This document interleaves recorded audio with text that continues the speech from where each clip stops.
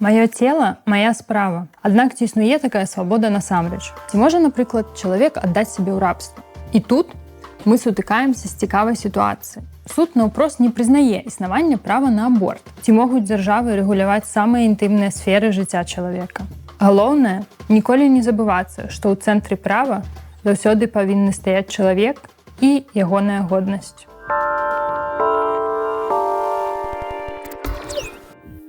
Маё цела – мая справа. Вядомы феміністычны лозунг, які прызваны ўвасабляць асабістую аўтаномію, суб'ектнасць чалавека і свабоду прымаць рашэнні, што рабіць са сваім целам без удзелу іншых людзей і дзяржавы. Аднак ці існуе такая свабода насамрэч? Ці могуць дзяржавы рэгуляваць самыя інтымныя сферы жыцця чалавека? Як звязаныя сучасныя тэхналогіі і права на павагу да асабістага жыцця? Як з'явіўся канцэпт саматычных правоў і ці знаходзяць яны замацаванне ў міжнародных дакументах?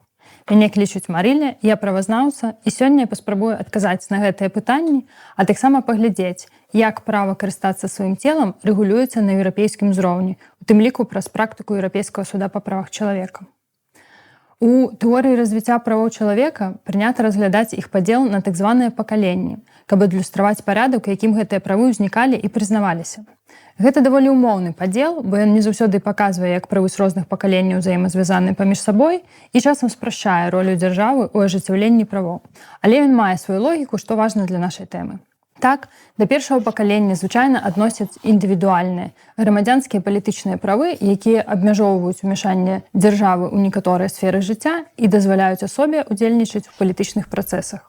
Гэта свабода слова, мірных сходаў, права ўдзельнічаць у выбарах, права не падвяргацца катаванням і іншае. Другое пакаленне – эканамічнае. Сацыяльныя і культурныя правы, яны звязаны з сумесным жыццём людзей у грамадстве. Гэта права на ахову здароўя, на працу, на адукацыю і гэтак далей. Трэцяе пакаленне правоў – гэта калектыўныя правы, у аснове якіх ляжыць ідэя салідарнасці і якія тычацца супольнасцяў. Напрыклад, права на ўстойлівае развіццё і ахову навакольнага асяроддзя. Аднак, са з'яўленнем новых тэхналогій у сферы медыцыны, генетыкі, з развіццём інтэрнэта і іншых інфармацыйных тэхналогій, некаторыя навукоўцы пачалі казаць, што паўстае чацвёртае пакаленне правоў чалавека. Пакуль няма адзінага падыходу, якія правы павінны быць уключаны ў гэтую катэгорыю, але сярод іншых называюцца такія правы, як свабода доступу інфармацыі ў інтэрнэце, права на прыватнасць і ахову персанальных дадзеных і непасрэдна правы, звязаныя са свабодай карыстацца сваім целам альбо саматычныя правы. Тэрмін «саматычныя правы» ад грэчаскага «сома» – цела узнік на пачатку 2000-х гадоў. Так, прафесар Уладзімір Крус прапанаваў выкарыстоўваць назву «саматычныя правы» для акрэслення катэгорыі правоў, якія звязаныя з правам чалавека самастойна распараджацца сваім целам. У тым ліку ажыццяўляць яго мадэрнізацыю, рэстаўрацыю і рэканструкцыю, змяняць функцыянальныя магчымасці чалавека і пашыраць іх тэхнічнымі і медыкаментознымі сродкамі. Да такіх правоў ён аднёс права на смерць, змену пола, трансплантацыю органаў, штучную рэпрадукцыю, аборты, кланаванне і іншае. Выдзяленне такіх правоў у асобную катэгорыю дазволіла б дзяржавам лепей рэгуляваць такія працэсы, якія ўжо сталі магчымымі альбо хутка стануць рэальнымі дзякуючы развіццю сучасных тэхналогій. Адметна, што сам тэрмін «саматычныя правы» выкарыстоўваецца амаль выключна ва ўкраінскай, расейскай і іншай постсавецкай акадэміі і не знайшоў шырокага распаўсюду сярод заходніх навукоўцаў. Аднак гэта не значыць, што такія пытанні ігнаруюцца заходняй акадэміяй. Напрыклад, існуе біяэтыка – міждысцыплінарная сфера, дзе разглядаюцца наступствы развіцця медыцыны і біятэхналогій для чалавека і магчымыя праблемы, звязаныя з гэтым. Не выдзяляючы асобнага паняцця саматычных правоў, правазнаўцы шукаюць, як выкарыстоўваць ужо існуючую рамку права правоў чалавека для адказу на сучасныя выклікі. Такім чынам, мы можам знайсці пэўныя прынцыпы абароны права на сваё цела ў акадэмічных працах, у міжнародных дакументах і ў практыцы судоў, без катэгарызацыі іх як абарона саматычных правоў. Коратка спынімся на ўжо існуючых канцэптах, звязаных з правам на выкарыстанне свайго цела. З аднаго боку, у кожнага чалавека ёсць даўно прызнанае права на аўтаномію, што сярод іншага азначае, што ён ці яна самі могуць выбіраць, што рабіць са сваім целам. Звязанае з аўтаноміяй права на асабістую недатыкальнасць, у аснове якой ляжыць прыняццё і павага да чалавечай годнасці, забараняе ўмешальніцтва, звязанае з целам і розумам чалавека, у тым ліку катаванні, бесчалавечнае абыходжанне, фізічны і ментальны гвалт, правядзенне медыцынскіх працэдур без дазволу і гэтак далей. То бок, на першы погляд, усё падаецца даволі простым. Дзяржава не павінна ўмешвацца ў інтымную, фізічную і ментальную сферу жыцця чалавека, а той вольны рабіць са сваім целам тое, што захоча. Але ці можа, напрыклад, чалавек аддаць сябе ў рабства? Ці выставіць свае органы на аукцыён і прадаць таму, хто зробіць самую вялікую стаўку? Гэтыя пытанні далёка не новыя, але нават яны паказваюць, што права на карыстанне сваім целам не абсалютнае. А развіццё навукі і адкрыццё новых тэхналогій уздымае яшчэ цэлы шэраг дадатковых этычных, маральных, рэлігійных і юрыдычных пытанняў, звязаных з чалавечым целам. Напрыклад, ці можна кланаваць людзей? Ці этычна выкарыстоўваць чалавечыя эмбрыёны для медыцынскіх эксперыментаў? Ці можна прадаваць чалавечыя клеткі для рэпрадукцыі? І іншае. Міжнароднае права правоў чалавека спрабуе адказаць на гэтыя пытанні як праз прыняццё новых міжнародных дакументах, так і пашыраючы інтэрпрэтацыю ўжо існуючых правоў. На міжнародным узроўні на дадзены момант амаль няма спецыялізаваных дакументаў, якія тычацца сферы сучасных тэхналогій і правоў чалавека. Арганізацыя ААН па пытаннях адукацыі, навукі і культуры ЮНЕСКА прыняла 3 дэкларатыўныя дакументы, якія не маюць абавязковай сілы і хутчэй з'яўляюцца спробай прыцягнуць увагу да праблемы і яшчэ раз падкрэсліць, што пры выкарыстанні сучасных тэхналогій важна выконваць правы чалавека. Так, усеагульная дэкларацыя аб геноме чалавека і правах чалавека, прынятая ў 1997 годзе, сцвярджае, што геном чалавека з'яўляецца спадчынай усяго чалавецтва, падкрэслівае неабходнасць павагі да чалавечай годнасці ў генетычных даследаванняў і іх прымяненні, заклікае выкарыстоўваць дасягненні ў сферы генетыкі на карысць усіх людзей, а таксама забараняе практыку кланавання чалавека як тое, што супярэчыць чалавечай годнасці. Міжнародная дэкларацыя аб генетычных даных чалавека, прынятая ў 2003 годзе, вызначае прынцыпы для збору, апрацоўкі, захоўвання і выкарыстання генетычных даных, падкрэслівае важнасць інфармаванай згоды і канфідэнцыяльнасці ў гэтых працэсах, а таксама прызнае значнасць і адчувальнасць такіх даных не толькі для асобаў, але і для іх сем'яў і цэлых груп, да якіх яны належаць.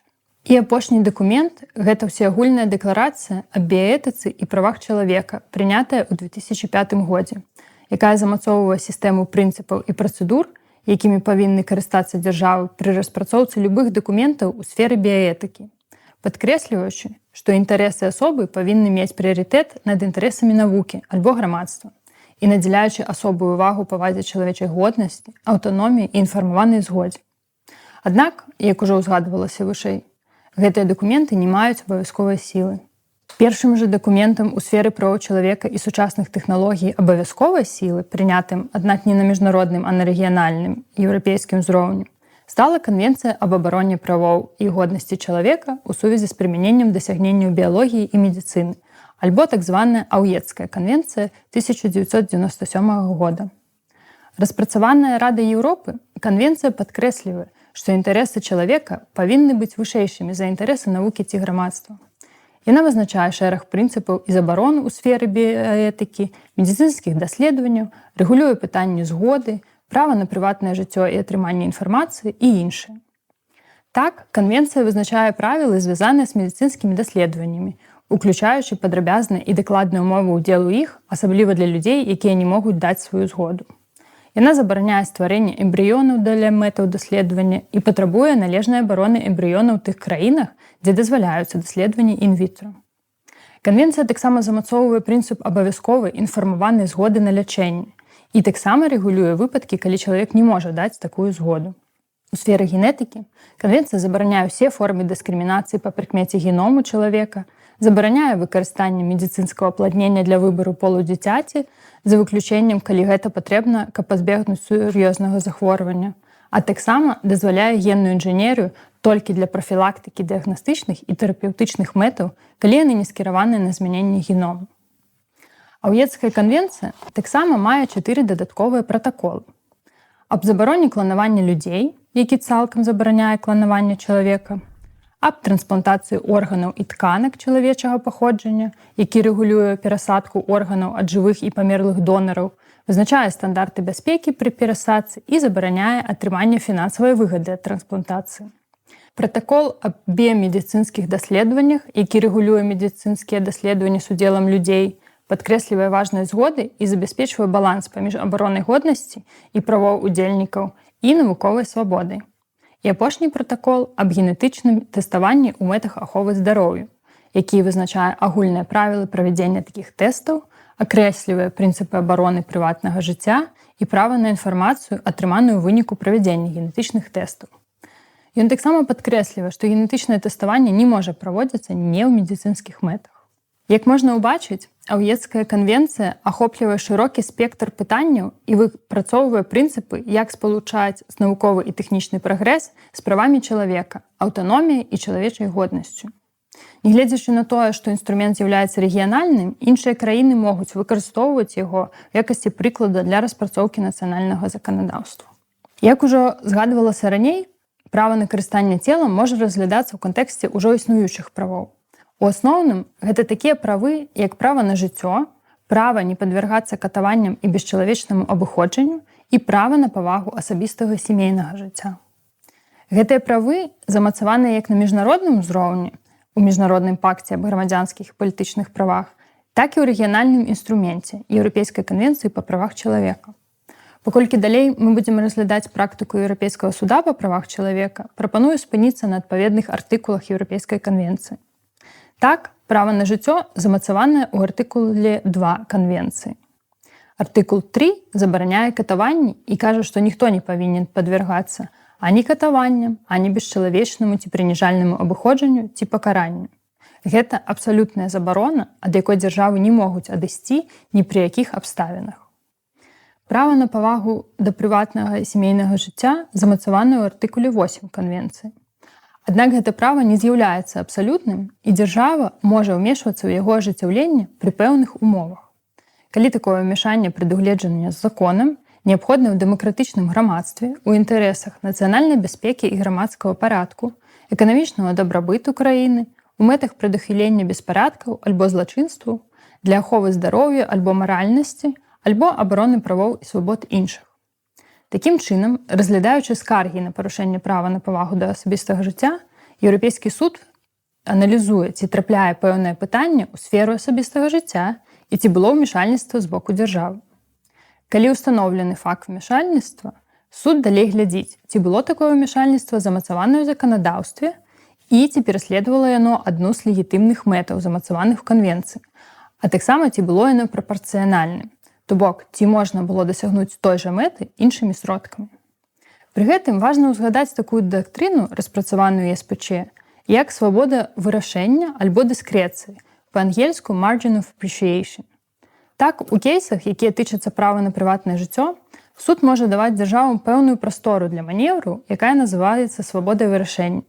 Паколькі ён верыць, што нацыянальныя ўлады лепей ведаюць, як ацэньваць патрэбы грамадства і рэагаваць на іх. Асабліва, калі гэта тычыцца тых пытанняў, якія маюць глыбокія сацыяльныя і культурныя карані. У справах, якія тычацца найбольш інтымных сфераў жыцця чалавека, суд схільны звужаць рамкі свабоды вырашэння.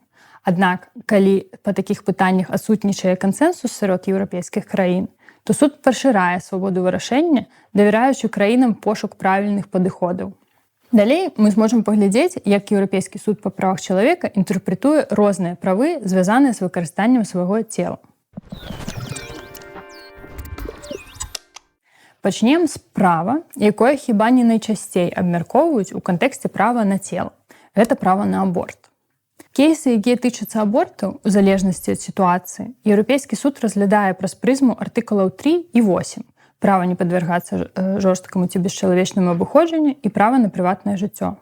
Адразу трэба падкрэсліць, што нягледзячы на неаднаразовыя спробы запытацца ў суда, ці мае ненароджаны плод права на абарону жыцця адпаведна з канвенцыяй, суд лічыць, што ані пажадана, ані магчыма адказаць на пытанне аб тым, ці з'яўляецца плод асобай. Таму фактычна ў справах аб абортах суд фокусуецца на разглядзе патэнцыйных парушэнняў правоў жанчын. Таксама важна сказаць, што ў такіх справах дзяржаве надаецца шырокая свабода вырашэння, бо суд лічыць, што дзяржавы лепей падрыхтаваныя для таго, каб збалансаваць інтарэсы абароны прыватнага жыцця жанчын, звязаныя з іх аўтаноміяй, і грамадскіх інтарэсаў, в тым ліку абароны ненароджанага дзіця. Разглядаючы кейс ABC супраць Ірландыі, дзе 3 жанчыны ў розных жыццёвых абставінах былі вымушаныя выехаць да Брытаніі для таго, каб зрабіць аборт, суд падкрэсліў, што сярод еўрапейскіх краін ёсць кансэнсус, які дазваляе аборты на больш шырокіх падставах, чым у Ірландыі. Але пры гэтым, на здзіўленне, сказаў, што такі кансэнсус не абавязкова звужае свабоду вырашэння краіны. У рашэнні суда было сказана, што аборты ў Ірландыі па прычынах здароўя і дабрабыту забароненыя, але жанчыны могуць свабодна атрымліваць інфармацыю аб магчымых варыянтах дапамогі, а таксама могуць непасрэдна выязджаць і рабіць аборт у іншай краіне без ніякіх прававых наступстваў для сябе. Таму суд улічыў глыбокія маральныя погляды ірландскага народа, якія з'яўляюцца падставай для абароны права на жыццё плода, і сказаў, што тое, як Ірландыя рэгулюе аборты, забяспечвае баланс паміж гэтым правам плода і правам на асабістае жыццё дзвюх першых заяўніц і не перавышае свабоду вырашэння краіны. Аднак суд прыняў іншае рашэнне адносна трэцяй заяўніцы, жанчыны, якая знаходзілася ў рэмісіі пасля лячэння анкалагічнага захворвання. Зацяжарыўшы, яна пачала баяцца вяртання хваробы і звярнулася па кансультацыю да доктара. Аднак яна не атрымала дастатковай інфармацыі, што прымусіла яе самой шукаць інфармацыю ў інтэрнэце, не дазволіла цалкам ацаніць рызыкі, у выніку чаго жанчына была вымушаная паехаць рабіць аборт у Брытанію. Заканадаўства Ірландыі ў тэорыі дазваляла рабіць аборт у выпадках пагрозы жыццю жанчыны. Аднак на практыцы не было да канца вызначана, якім чынам забяспечыць гэты працэс, што мела астуджальны ці дэматывуючы эфект на дактароў. То бок яны хутчэй перастрахоўваліся і давалі менш інфармацыі, каб раптоўна не парушыць заканадаўства і не панесці адказнасць.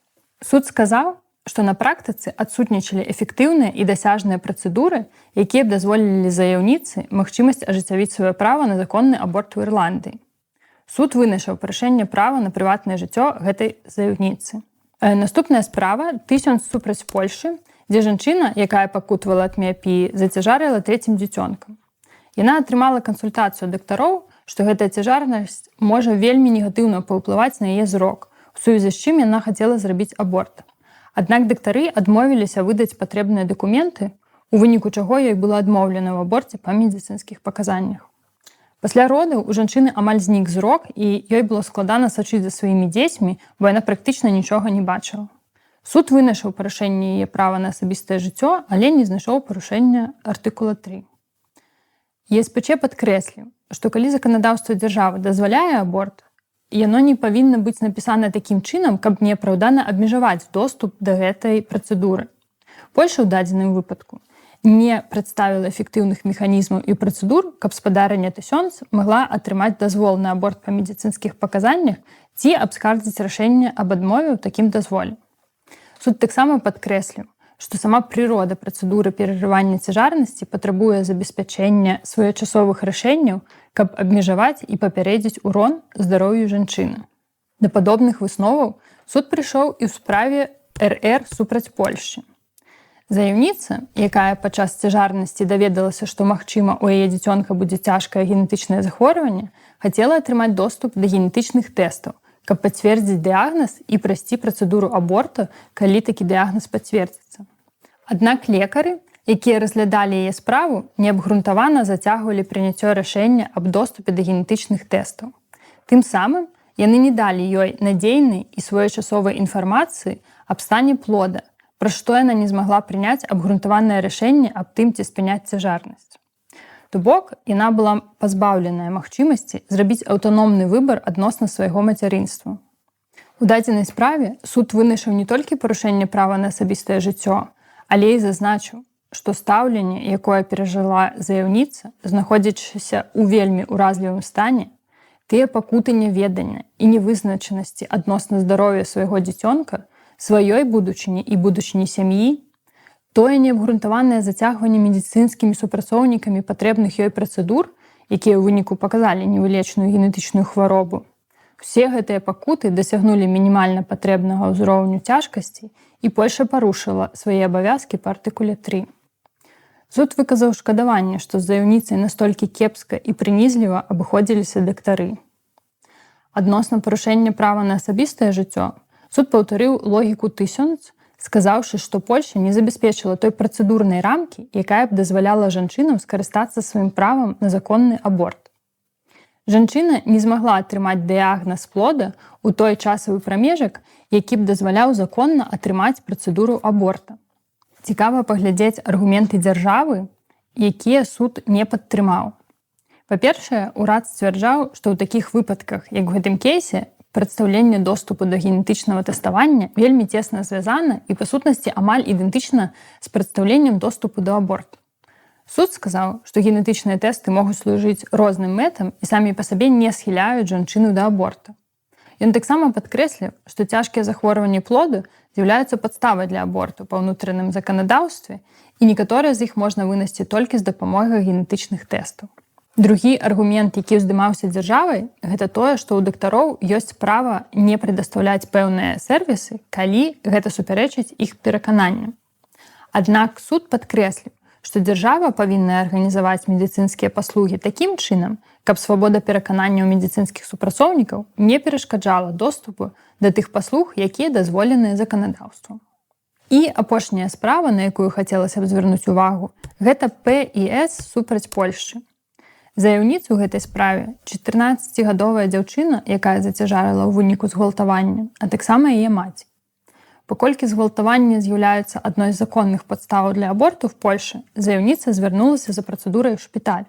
Аднак там яна сутыкнулася з харасментам з боку медыцынскага персаналу. Ёй і яе маці давалі непраўдзівую інфармацыю аб працэдуры. Дактары адмаўляліся рабіць аборт, спасылаючыся на свае перакананні. Яе перанакіроўвалі са шпіталя ў шпіталі ў розных гарадах, зацягваючы працэс. Дзяўчыну таксама без згоды прывялі на размову з каталіцкім святаром, які адгаворваў яе рабіць аборт. Медыцынскія ўстановы таксама выдалі дэталі справы ў прэсу, у выніку чаго заяўніцы сталі аб'ектам цкавання. Паліцыя не рэагавала на скаргі і просьбы абараніць заяўніц, а наадварот змясціла дзяўчыну ў цэнтр для непаўнагадовых і ініцыявала працэдуру пазбаўлення бацькоўскіх правоў яе маці. ЕСПЧ указаў на асаблівую ўразлівасць заяўніцы ў сілу яе ўзросту і падкрэсліў, што ўлады не проста не змаглі яе абараніць, але яшчэ і пагоршылі сітуацыю. У выніку суд сказаў, што ўсе пакуты заяўніцы дасягнулі мінімальна патрэбнага ўзроўню і вынайшаў парушэнне права не падвяргацца бесчалавечнаму абыходжанню. Таксама суд вынайшаў парушэнне права на асабістае жыццё, падкрэсліўшы, што ўлады спецыяльна замарожвалі працэс, не давалі патрэбнай інфармацыі наконт рэальнай магчымасці атрымаць аборт і не папярэдзілі абарону персанальнай інфармацыі дзяўчыну ад распаўсюджвання ў меды. Разглядаючы кейсы адносна спынення цяжарнасці, суд наўпрост не прызнае існавання права на аборт і дае дзяржавам шырокую свабоду вырашэння. Пры гэтым суд адмаўляецца разглядаць, ці мае плод права на абарону жыцця адпаведна з сэнсам Еўрапейскай канвенцыі, таксама перакладаючы гэта на плечы дзяржавы і дазваляючы нацыянальным уладам у большай ці меншай ступені улічваць інтарэсы ненароджанага дзіцёнка і балансаваць іх з правамі жанчын. Аднак, калі дзяржава дазваляе аборты, суд сочыць за тым, каб у жанчыны быў сапраўдны, а не проста дэклараваны доступ да гэтай працэдуры. Наступная тэма, якую б хацелася б закрануць, гэта выкарыстанне сучасных тэхналогій для рэпрадукцыі. Пытанне нараджэння дзяцей, перадачы генаў і выкарыстання сучасных тэхналогій для апладнення могуць упісвацца ў рамку права карыстання сваім целам. Адным з адметных кейсаў па гэтай тэматыцы з'яўляецца справа Эванс супраць Великабрытаніі. Заяўніца хварэла на анкалогію яечнікаў і патрабавала аперацыі па іх выдаленні.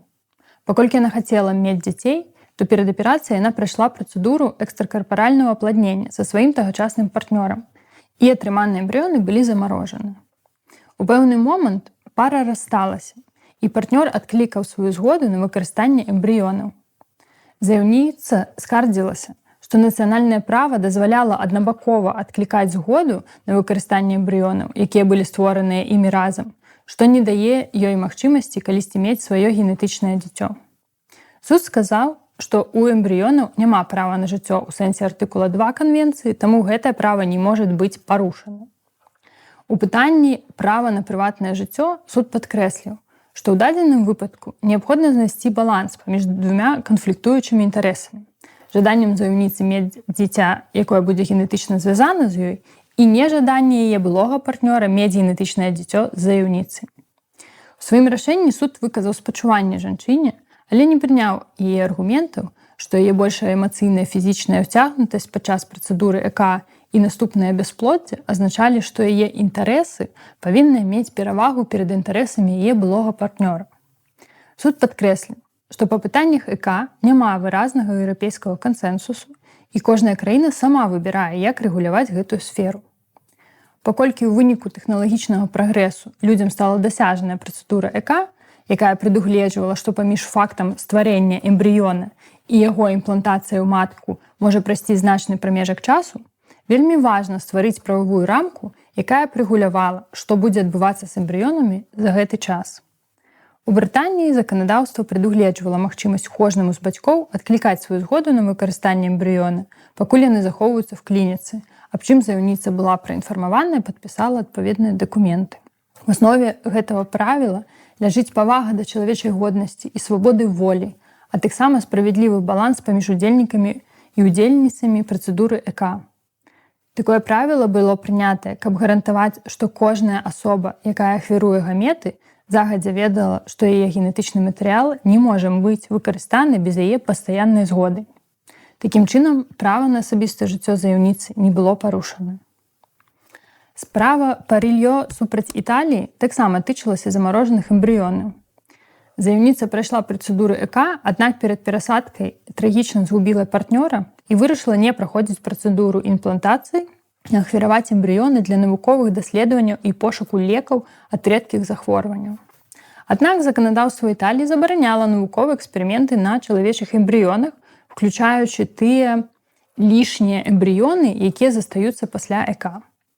Заяўніца скардзілася на парушэнне права на асабістае жыццё, паколькі эмбрыёны мелі яе генетычны матэрыял, і выбар, што рабіць з імі, быў часткай яе прыватнага жыцця і магчымасці самавызначэння. Яна таксама казала, што эмбрыёны не могуць разглядацца як індывіды, паколькі яны ніколі не будуць перасаджаныя і не народзяцца, то бок з прававога пункту гледжання яны з'яўляюцца яе маёмасцю, а значыць, такая забарона таксама парушае права на прыватную ўласнасць. Суд жа заявіў, што па сэнсе сферы прымянення артыкула на прыватную ўласнасць эмбрыёны не могуць разглядацца як маёмасць і не знайшоў парушэння гэтага права. Цікава тое, што разглядаючы пытанне парушэння права на прыватнае жыццё, суд падкрэсліў, што паколькі справа не тычыцца патэнцыяльнага бацькоўства, то права ахвяраваць эмбрыёны не закранае важнай часткі існавання і ідэнтычнасці заяўніцы. Ён аддаў шырокую свабоду вырашэння дзяржаве, сказаўшы, што краіны выкарыстоўваюць розныя падыходы да пытання навуковых даследаванняў на эмбрыёнах, а таксама для пытання знішчэння чалавечых эмбрыёнаў, бо гэта закранае этычныя, маральныя пытанні патэнцыйнага пачатку жыцця, і ў краінах няма аднаго меркавання пра гэтае пытанне. Адпаведна, забарона, уведзеная Італіяй, была неабходная ў дэмакратычным грамадстве, і краіна не парушыла правы заяўніцы. Наступная справа SH супраць Аўстрыі тычылася выкарыстання донарскіх гамет.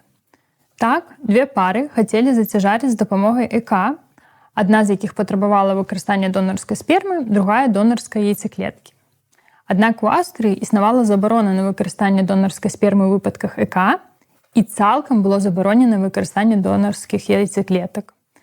Каб сярод іншага папярэдзіць эксплуатацыю прыніжэння жанчын, асабліва з эканамічна ўразлівых груп, не ствараць рынак для продажу яйцаклетак, а таксама папярэдзіць сітуацыю, калі ў дзіцёнка будзе две мамы. Суд пакінуў за краінай шырокую свабоду вырашэння, бо нягледзячы на тое, што сярод еўрапейскіх краін фармуецца кансэнсус у бок таго, каб дазваляць выкарыстанне донарскіх матэрыялаў для ЭК, такая практыка яшчэ не ўсталяваная да канца. Адпаведна, ён не знайшоў парушэння правоў заяўнікоў. Аднак у сваім рашэнні суд падкрэсліў, што канвенцыя заўсёды павінна інтэрпрэтавацца і прымяняцца ў святле бягучых абставін. І паколькі і навука, і заканадаўства ў рэпрадуктыўнай сферы пастаянна змяняюцца і развіваюцца, дзяржавы павінны ўлічваць гэта і, адпаведна, сачыць, каб внутрэнныя рэгуляцыі адпавядалі навуковаму развіццю. Такім чынам, у справах, якія тычацца выкарыстання палавых клетак для штучнага апладнення, суд не дае абсалютнага права выкарыстоўваць атрыманыя эмбрыёны тым, чый генетычны матэрыял гэтыя эмбрыёны несуць. Ён балансуе розныя інтарэсы, у тым ліку і дазваляе дзяржавам забяспечваць пэўны ўзровень абароны эмбрыёнаў, калі гэта вымагаюць сацыяльныя і культурныя нормы грамадства. Як мы ўжо высветлілі, рэпрадуктыўныя функцыі напрамую звязаныя з правам на карыстанне сваім целам. Мы паглядзелі, як Еўрапейскі суд інтэрпрэтуе гэта ў кейсах абортаў, у кейсах выкарыстання палавых клетак для ЭК ці для ахвяравання Таксама паўстае пытанне, ці можна выкарыстоўваць сваё цела для сурагатнага мацярынства. Мы не будзем доўга спыняцца на гэтай тэме, хаця суд і мае ў сваёй практыцы кейсы, якія тычацца сурагатнага мацярынства. Але такія справы фактычна закранаюць не пытанне выкарыстання свайго цела, бо перад судом ніколі не стаяла пытанне, ці ёсць у жанчыны права быць сурагатнай маці. А яны тычацца права карыстацца чужым целам. У асноўным судовыя справы тычыліся прызнання дзяцей, народжаных сурагатнымі маці па-за межамі краіны, у якой такія працэдуры забароненыя, і для таго, каб устанавіць прававыя сувязі паміж бацькамі і дзецьмі. Практыка суда паказвае, што ён дазваляе дзяржаве мець шырокую свабоду вырашэння, якім чынам рэгуляваць пытанні сурагатнага мацярынства. У тым ліку гатовы прымаць аргументацыю дзяржаву, якія цалкам забараняюць такую працэдуру, паколькі падыходы да гэтага пытання вельмі адрозніваюцца ад краіны да краіны. Сярод прычын, якія часта называюцца дзяржавамі, гучыць жаданне абараніць дзяцей ад гандлю людзьмі, абараніць патэнцыйных сурагатных маці, асабліва жанчын ва ўразлівых эканамічным становішчы. Акрамя таго, суд прымае той факт, што дзяржавы могуць ствараць дадатковыя абмежаванні па прызнанні бацькоўскіх сувязяў паміж дзецьмі, народжанымі такім спосабам, і іх бацькамі, каб стрымліваць сваіх грамадзян ад выкарыстання тых рэпрадукцыйных метадаў, якія забаронены на іх тэрыторыі. Напрыклад, некаторыя дзяржавы адмаўляюцца пераносіць інфармацыю з пасведчання аб нараджэнні дзіця, дзе ўказана не тая жанчына, якая вынасіла і нарадзіла гэтае дзіцё, а жанчына, якая фактычна хоча быць ягонай маці. Суд разглядае такія справы з двух бакоў. Ці парушаюць гэтае абмежаванне правы бацькоў на прыватнае сямейнае жыццё, і ці парушаюць яны правы дзяцей мець сямейныя сувязі. І тут мы сутыкаемся з цікавай сітуацыяй. Бо звычайна суд не прызнае парушэння правоў бацькоў, то бок дзяржавы не маюць абавязку прызнаваць такія бацькоўскія сувязі дзеля абароны правоў тых асобаў, якія вырашылі скарыстацца паслугамі сурагатнага мацярынства. У той жа час у такіх справах суд падкрэслівае, што паколькі адносіны паміж дзіцём і бацькамі з'яўляюцца адной з найважнейшых частак ідэнтычнасці чалавека, то свабода вырашэння дзяржавы звужаецца, калі разглядаецца пытанне парушэння правоў дзіця. І ў гэтай частцы суд звычайна знаходзіць парушэнне правоў, гарантаваных артыкулам 8, паколькі дзяржавы павінны ўлічваць інтарэсы дзяцей і закладаць іх у аснову ўсіх працэдур па атрыманні дакументаў. Пры гэтым суд не ўказвае, якім канкрэтна чынам дзяржавы павінны прызнаваць за дзецьмі права на сямейнае жыццё. Гэта можа быць, напрыклад, перанос бацькі з пасведчання аб нараджэнні і наступны дазвол маці ўсынаўляць дзіцё, альбо аўтаматычны перанос абодвух бацькоў, калі яны жанатыя. Але галоўнае, каб такая працэдура была хуткай, эфектыўнай і не занадта забюракратызаванай. Нягледзячы на тое, што ў ЕСПЧ ёсць напрацаваная практыка па справах, якія тычацца сурагатнага мацярынства, яна не дазваляе вывесці прынцыпы наконт права карыстання сваім целам. Хаця суд не кажа гэтага напрамую, яго прыняццё абсалютнай забароны гэтай працэдуры ў некаторых краінах можна інтэрпрэтаваць як негатоўнасць прызнаць гэта часткай права на выкарыстанне свайго цела, прынамсі на дадзены момант. Наступная тэма, якая закранае важны аспект карыстання сваім целам, гэта гендерны пераход. ЕСПЧ мае даволі развітую практыку па пытаннях гендернага пераходу і права чалавека жыць у адпаведнасці з тым гендерам, якім яны сябе адчуваюць, што можа адрознівацца ад біялагічнага пола, з якім нарадзілася асоба. Адразу скажу, што гаворка будзе весціся пра бінарны пераход, бо, на жаль, пакуль адсутнічае практыка, якая б тычылася небінарных асобаў. Еўрапейскі суд разглядае справы гендернага пераходу праз прызму асабістай аўтаноміі і права на самавызначэнне, падкрэсліваючы, што права вызначаць свой гендер з'яўляецца неразрыўнай часткай самавызначэння. Права на абарону асабістага жыцця, якое замацаванае ў канвенцыі, распаўсюджваецца на пытанні гендернай ідэнтычнасці як адной з частак ідэнтычнасці чалавека. Прычым гэтая абарона распаўсюджваецца на ўсіх людзей, незалежна ад таго, ці прайшлі яны непасрэдна працэдуру гендернага пераходу, асабліва яго медычную частку. Цікава, што, аналізуючы практыку ЕСПЧ па пытанні гендернага пераходу, можна ўбачыць, як суд сочыць за сацыяльнымі зменамі, каб зразумець зрухі ў грамадстве і ўзровень прыняцця той ці іншай групы ці з'явы. Так, Амаль все справы, што тычыліся правового прызнання новага гендеру чалавека, напрыклад, внесення зменаў у пасведчанне аб нараджэнні, да пачатку 2000-х гадоў суд вырашаў не на карысць заяўнікаў і заяўніц.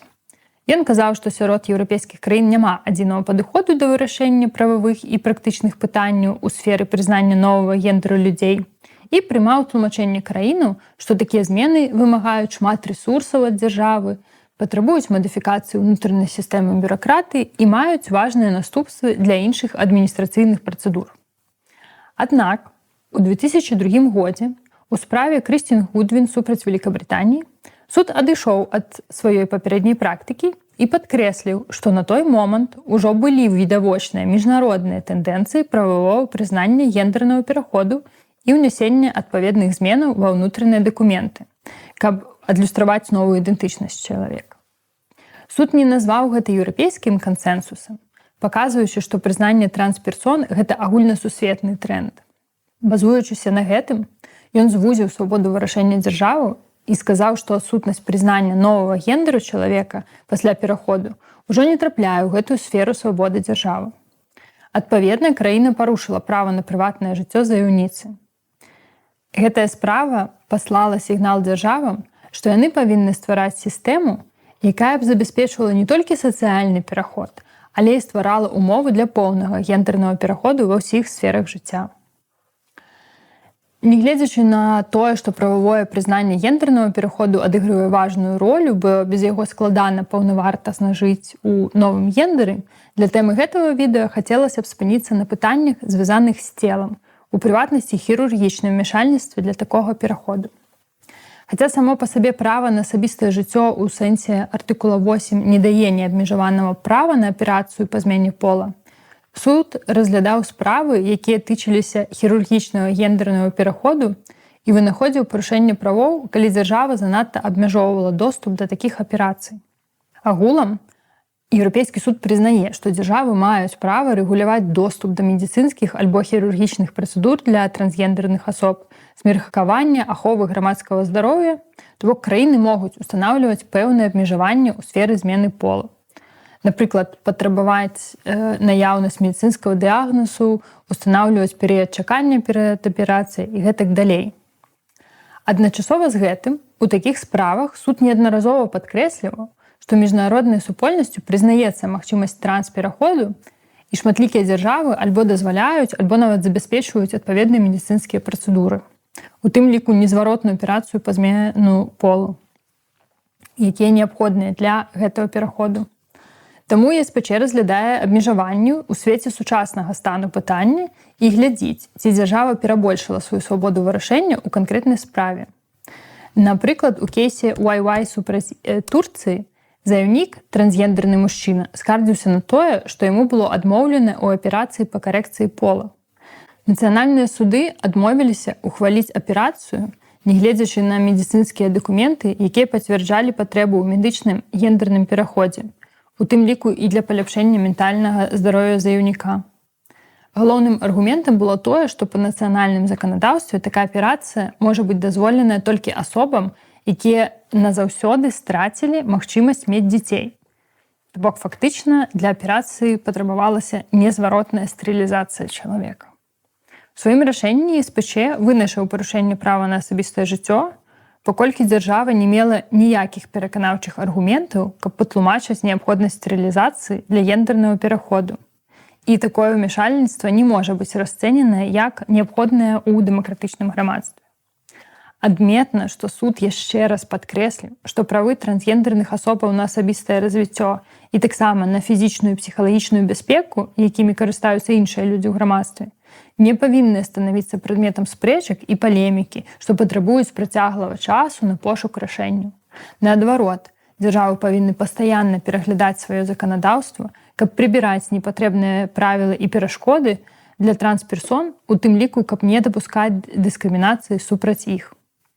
Да падобнага рашэння суд прыйшоў у справе Л супраць Літвы. Так, заяўнік скардзіўся на немагчымасць атрымаць доступ да медыцынскай аперацыі, патрэбнай для гендернага пераходу. Нягледзячы на тое, што заканадаўства Літвы прызнавала права на змену полу, там існаваў пэўны прававы прабел. Дзяржава не прыняла адпаведнага закону, які рэгуляваў канкрэтныя працэсы гендэрнага пераходу, включаючы хірургічнае ўмяшальніцтва. Адпаведна, у заяўніка не было доступу да патрэбнай медыцынскай дапамогі, і гэта перашкаджала яму ажыццявіць пераход, пакідала яго ў сітуацыю трывожнай невызначанасці адносна асабістага жыцця і прызнання яго сапраўднай асобы. Суд падкрэсліў, што неапраўдана зацягнутыя затрымкі ў запаўненні прававых прабелаў для забеспячэння трансгендерным персонам рэальнага доступу да патрэбных працэдур парушае іх права на асабістае жыццё. Скончваючы цыкл жыцця, падыходзячы да яго фіналу, паўстае пытанне існавання права выбіраць умовы, на якіх чалавек можа з годнасцю сысці з гэтага самага жыцця. Пры абмежаванні права на заход з жыцця выкарыстоўваюць розную тэрміналогію. У асноўным гаворка вядзецца пра эўтаназію і асіставаны суіцыд. Пад эўтаназіяй звычайна разумеюць сітуацыю, калі медыцынскія супрацоўнікі адмініструюць увядзенне пэўных рэчываў, лекаў для таго, каб забяспечыць чалавеку бязбольны заход жыцця. Асіставаны суіцыд можа ўключаць сябе як забеспячэнне чалавека неабходнымі лекамі, якія ён ці яна могуць прыняць самі, так і дапамогу ў адміністраванні такіх лекаў па просьбе чалавека, калі ён сам не можа гэтага зрабіць. І некаторыя прыхільнікі выступаюць за тое, каб не выкарыстоўваць слова суіцыд, а казаць пра дапамогу ў паміранні. Стаўленне да эўтаназіі застаецца вельмі неадназначным, хаця апошнія даследаванні паказваюць зрух у бок большего прыняцця гэтай працэдуры. У Еўропе 4 краіны дазваляюць адміністраванне эўтаназіі медыцынскім супрацоўнікам, і яшчэ як мінімум 4 краіны дазваляюць асіставаны суіцыд.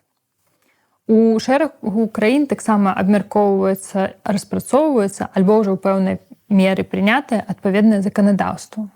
Права на смерць не замацаванае ў міжнародных дакументах і разглядаецца ў кантэксце іншых правоў. У асноўным гэта права на жыццё, свабоду ад катаванняў і бесчалавечнага абыходжання і права на прыватнае жыццё. Адной з самых яскравых спраў у ЕСПЧ па гэтым пытанні была справа Прэці супраць Аб'яднанага Каралеўства. У заяўніцы Дайан Прэці была дыягнаставаная невылечаная мотанейронная хвароба, якая хутка прагрэсавала і выклікала слабасць мышцаў па ўсім целе. Фактычна, у жанчыны было паралізавана амаль усё цела, яна не магла размаўляць, але пры гэтым захоўвала ўсе когнітыўныя функцыі, уключаючы магчымасць прымаць асэнсаваныя рашэнні.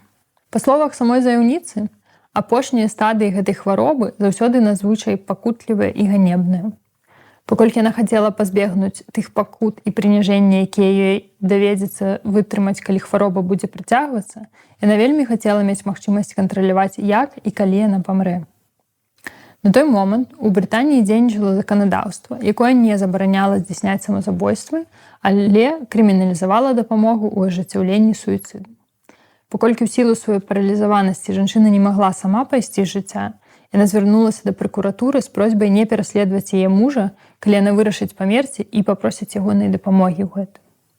Яна не змагла атрымаць такі дазвол, паколькі пракуратура адмовілася прадастаўляць імунітэт ад крымінальнага пераследу, нават не гледзячы на такія выключныя абставіны. Паколькі гаспадарні Прэці не атрымалася дабіцца пазітыўнага выніку на нацыянальным узроўні, яна звярнулася ў ЕСПЧ. У прыватнасці яна заявіла, што сярод іншага былі парушаныя такія яе правы, як права на жыццё, бо па яе меркаванні права на жыццё таксама ўключала права выбіраць спыніць жыццё, каб пазбегнуць пакут і прыніжэння. Права не падвяргацца катаванням альбо бесчалавечнаму ці прыніжальнаму абыходжанню, бо дзяржава павінна была абараніць яе ад прыніжальнага абыходжання, якому яна, па яе меркаванні, падвяргалася у сілу абставін сваёй хваробы і пакутлівых умовах, у якіх ёй бы прыходзілася паміраць. А таксама права на прыватнае жыццё. Так, спадарня Прэці сцвярджала, што канвенцыя замацавана права на самавызначэнне, якое ахоплівае права прымаць рашэнні адносна свайго цела і таго, што з ім будзе, уключаючы права выбіраць, калі і як памерці. ЕСПЧ не знайшоў парушэння ніводнага з правоў, заяўленых спадарняй Прэці. Суд падкрэсліў, што артыкул 2 дыктуе дзяржавам не толькі устрымлівацца ад ненаўмыснага і незаконнага пазбаўлення жыцця, але і прымаць захады для абароны асобы ад пагроз, якія надыходзяць ад дзеянняў іншых людзей. Па меркаванні суддзяў артыкул 2 немагчыма без скажэння сэнсу інтэрпрэтаваць як той, што замасоўвае дыяметральна супрацьлеглае права, менавіта права на смерць. Як ён і не можа забяспечваць права на самавызначэнне ў сэнсе надання асобе права выбраць смерць замест жыцця. Такім чынам, ніякага права на смерць, незалежна ад таго, ці ад рук трэцяй асобы, ці з дапамогай дзяржаўнага органа, не можа вынікаць з артыкула 2 канвенцыі. Пры гэтым суд не ацэньваў, ці парушаюць права на жыццё краіны, якія дазваляюць асіставаны суіцыд. Адносна забароны бесчалавечнага і прыніжальнага абыходжання ЕСПЧ заявіў, што не можа не паставіцца з разуменнем да асцярогі заяўніцы, што без магчымасці скончыць жыццё самагубствам яна сутыкаецца з перспектывай пакутлівай смерці. Аднак для спынення гэтых пакут дзяржава фактычна павінна санкцыянаваць дзеянні, накіраваныя на спыненне жыцця, што не можа быць выведзенае з сэнсу артыкула 3 канвенцыі. І разглядаючы пытанне парушэння права на асабістае жыццё, суд падкрэсліў важнасць абавязкаў дзяржавы абараняць жыццё людзей, асабліва тых, хто знаходзіцца ва ўразлівым стане, і ўлічваць рызыкі магчымага злоўжывання. Ён сказаў, што забарона на асіставаны суіцыд была прапарцыйнай. Такім чынам мы бачым, што Еўрапейскі суд не інтэрпрэтуе правы, замацаваныя ў канвенцыі, як тыя, што забяспечваюць права на сыход жыцця. Пры гэтым суд таксама разглядаў пытанні адпаведнасці эўтаназіі прынцыпам канвенцыі, напрыклад, у справе Мортіер супраць Бельгіі. Заяўнікам з'яўляўся сын жанчыны, якая пайшла з жыцця шляхам эўтаназіі, адмовіўшыся паведаміць пра гэта дзецям, хаця дактары неаднаразова рэкамендавалі ёй звязацца з сям'ёй. Спадар Мортіер сцвярджаў, што Бельгія не выканала свае пазітыўныя абавязкі абараніць права на жыццё ягонай маці, паколькі працэдура эўтаназіі, прадугледжаная ў законе, не была выкананая ў яе выпадку, а таксама не было праведзена эфектыўнае расследаванне на нацыянальным узроўні пасля яе смерці. Суд разгледзеў пытанне, ці могуць быць створаныя такія ўмовы, у якіх правядзенне эўтаназіі не парушала бы права на жыццё.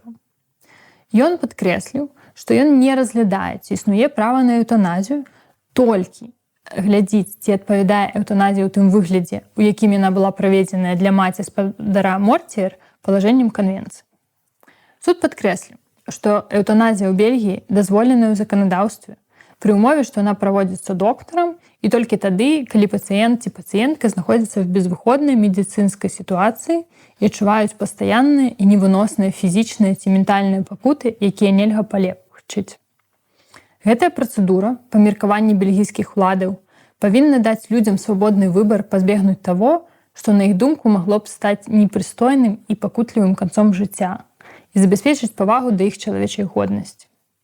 У такіх умовах суд палічыў, што хоць права на смерць немагчыма вывесці з палажэнняў канвенцыі, у той жа час права на жыццё нельга тлумачыць як тое, што забараняе умоўную дэкрыміналізацыю эўтаназіі, калі яна суправаджаецца забеспячэннем адпаведных гарантый для прадухілення злоўжывання.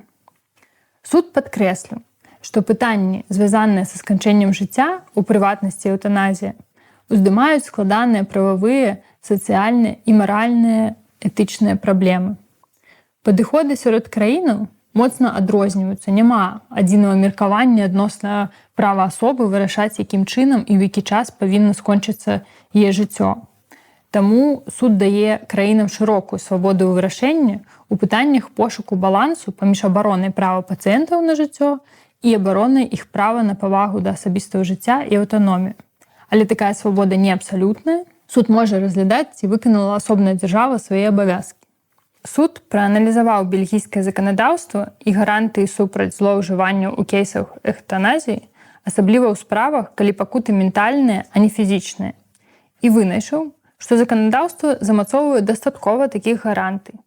Гэта тычыцца як патрабаванняў атрымаць кансультацыі некалькіх дактароў, перыяду паміж запытам на эўтаназію і самой працэдураю, рашэнне прымаецца свабодна, без знешніх уздзеянняў і з поўным разуменнем наступстваў. У той жа час суд вынайшаў парушэнне права на жыццё, паколькі дзяржава не забяспечыла незалежнасць рады, якая праводзіла абавязковы разгляд справы пасля кожнай эўтаназію выпадку маці заяўніка. Яшчэ адным важным кейсам з'яўляецца справа Ламбер і іншыя супраць Францыі, якая тычыцца спынення штучнага харчавання для пацыентаў з тэтраплагіяй. Спадар Ламбер некалькі год знаходзіўся ў вегетатыўным стане. У яго не было прыкметаў захавання когнітыўных функцый, і ён знаходзіўся ў шпіталі на штучным харчаванні для падтрымання яго жыцця. Па рашэнні групы спецыялістаў ён мусіў быць адключаны ад гэтага харчавання, што ў ягоным выпадку прывяло б да непазбежнай смерці. Частка ягонай сям'і звярнулася ў суд са скаргай, што адключэнне ад штучнага харчавання з'яўляецца парушэннем права на жыццё.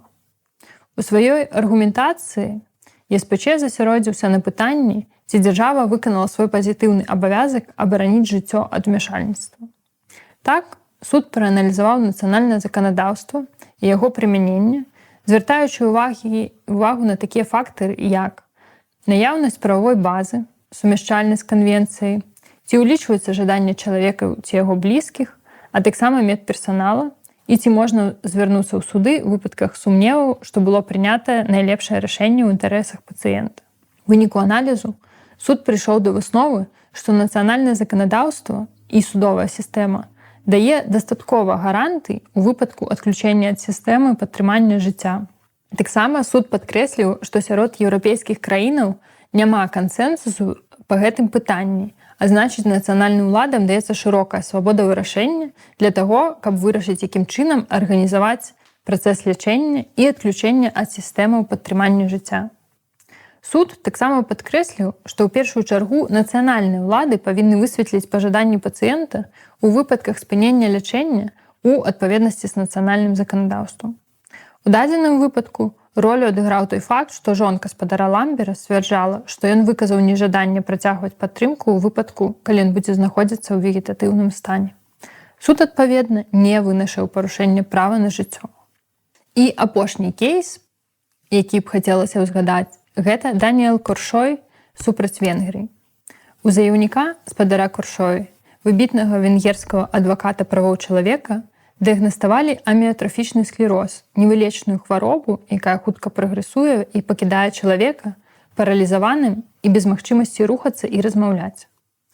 Заяўнік, па меркаванні якога на апошніх стадыях хвароба пакідае чалавека зняволеным у сваім целе без любой іншай магчымасці вызваліцца, акрамя як памерці, для захавання сваёй фізічнай і псіхічнай недатыкальнасці хацеў бы мець магчымасць выбраць, калі і як памерці перад тым, як хвароба дасягне такой стадыі. Аднак у Венгрыі забаронена і эўтаназія, і асіставаны суіцыд, прычым як внутры краіны, так і па-за яе межамі. І любы, хто можа патэнцыйна дапамагчы заяўніку сысці з жыцця, можа быць прыцягнуты да крымінальнай адказнасці. Па меркаванні заяўніка гэта парушала яго права на прыватнае жыццё, а таксама права не падвяргацца дыскрымінацыі. Паколькі ў іншых невылечна хворых людзей ёсць магчымасць паскорыць сваю смерць, адмаўляючыся ад лячэння. Заяўнік спецыяльна падкрэсліваў, што яго кейс адрозніваецца ад кейса Прэці, бо за 20 год стаўленне да асіставанага суіцыду ў краінах Еўропы змянілася, і больш людзей прымаюць гэтую з'яву. Суд, аднак, не вынайшаў парушэнняў заяўленых правоў. Ён падкрэсліў, што нягледзячы на павышэнне ўзроўню прыняцця, і асіставаны суіцыд, і эўтаназія з'яўляюцца забароненымі ў большасці еўрапейскіх краін. Такім чынам, улады Венгрыі мелі шырокую свабоду вырашэння для таго, каб у заканадаўстве збалансаваць інтарэсы людзей, якія хочуць памерці з годнасцю, і інтарэсы ўразлівых груп і грамадства агулам, паколькі існавалі патэнцыйна шырокія сацыяльныя наступствы, рызыкі памылак і злоўжыванняў, звязаных з прадастаўленнем медыцынскай дапамогі пры смерці. Дзяржава не парушыла справядлівы баланс паміж гэтымі інтарэсамі. Тым не менш, суд таксама адзначыў, што канвенцыю неабходна тлумачыць і ўжываць у святле сучасных умоваў.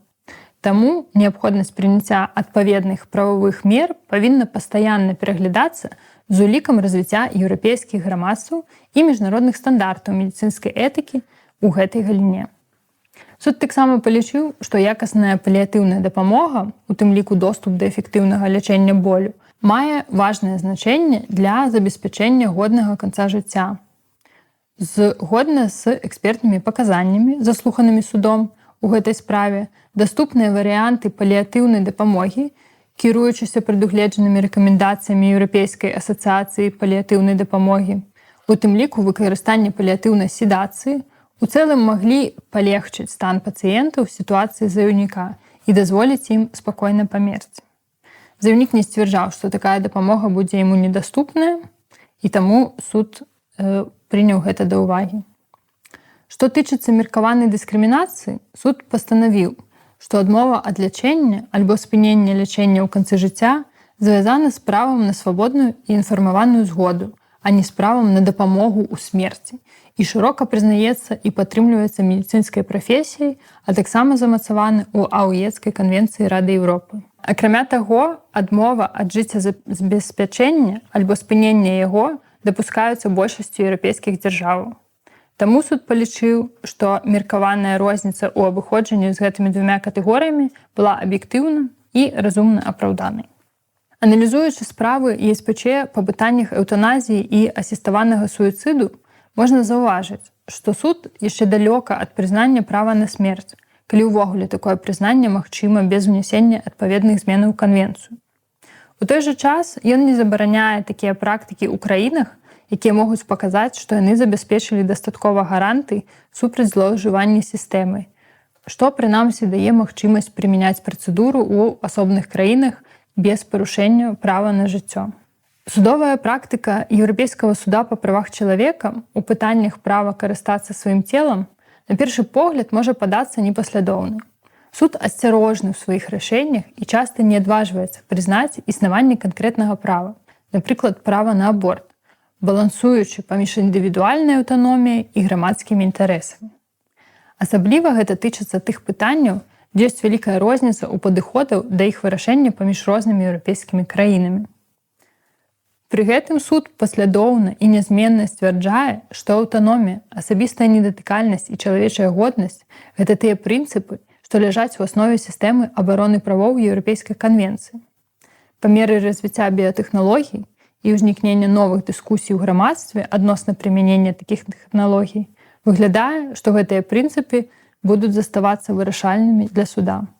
Агулам, на дадзены момант не выглядае, што прызнанне новай катэгорыі саматычных правоў рэалістычнае альбо нават патрэбнае. Магчыма, пашырэнне рамкі прымянення ўжо існуючых правоў з улікам развіцця тэхналогій дастаткова для іх эфектыўнай рэалізацыі. Канешне, пры гэтым міжнародным органам трэба своечасова рэагаваць на сучасныя выклікі і прымаць адпаведныя дакументы. Ауецкая канвенцыя, напрыклад, ужо заклала добры падмурак для такой працы. Акрамя таго, трэба чакаць, што па меры развіцця грамадству будуць змяняцца адносіны да пытанняў, звязаных з целам і правам на яго карыстанне. Таму у будучыні нас могуць чакаць іншыя інтэрпрэтацыі ўжо вядомых нам правоў, а таксама ўзнікнення новых. Галоўнае, ніколі не забывацца, што ў цэнтры права заўсёды павінны стаяць чалавек і ягоная годнасць.